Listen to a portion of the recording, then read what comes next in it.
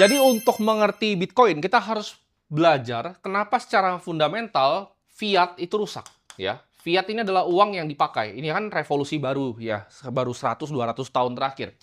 Pertama ya, adalah siklus hutang yang dibikin sama government ya. Jadi pemerintah ya di sekeliling dunia itu ngutang banyak sekali uang. Jadi kalau kita lihat jumlah hutang di Amerika, kenapa mereka butuh hutang? Mereka butuh pembiayaan perang ya kan. Mereka butuh segala macam hal ya. Jadi yang mereka harus lakukan nanti adalah money printing. Mereka itu ngutang lebih banyak dibanding yang mereka bisa bayar. Dan ini udah terjadi di beberapa siklus sebelumnya, dari 1971, ya 1999, 2008, ya. Ini siklus yang terjadi. Jadi ada yang namanya big debt cycle, ya, siklus hutang besar dan siklus hutang kecil. Tapi intinya ya, secara gampang ini kalau buat anak SD ngerti adalah dunia ini suka ngutang lebih dari apa yang mereka bisa bayar.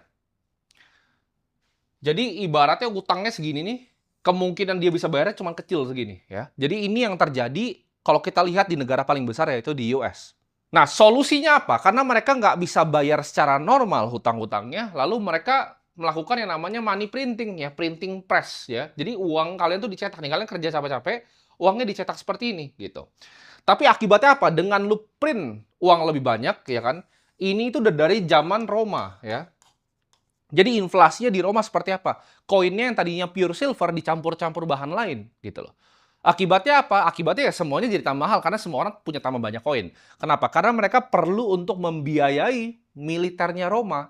Akibatnya apa? Roma itu bukan kalah karena barbarian, bukan kalah karena segala macam. Mereka kalah karena populasi ya dan mata uangnya itu devaluasi. Karena ketika dibayar ya ke tentara-tentara mereka legions yang besar, itu mereka nggak punya uang yang cukup. Jadi mereka harus melakukan printing pada zaman itu, yaitu koin silvernya itu dicampur-campur, koin emasnya nggak bisa gitu, tapi silvernya dia campur-campur. Dan kopernya juga dicampur-campur sama mereka. Jadi ketika uang lebih banyak yang beredar, nilai akan turun ya, nilai akan turun. Oke, ini penting. Akibat dari hutang yang besar, printing press akan devaluasi ya. Tadinya ini soda ini $1, jadi $1.50 gitu kan. Tadinya misalnya harga CRV itu 450-an juta, sekarang jadi 800 juta. Ini memang terjadi ya. Ini terjadi di semua negara, tapi lebih berdampak di negara yang ibaratnya berkembang. Kalau misalnya di US dia devaluasi bisa turun misalnya per tahun itu ya turunnya 5%, 6%, 7%. Kalau di negara seperti Indonesia, seperti Thailand, seperti Myanmar, Kamboja, Sri Lanka, itu turunnya bisa 15% per tahun ya. Kalau kalian lihat misalnya minyak goreng harga 2 tahun lalu sama sekarang kalian kaget. Kalian lihat harga beras 3 tahun lalu sampai sekarang, kalian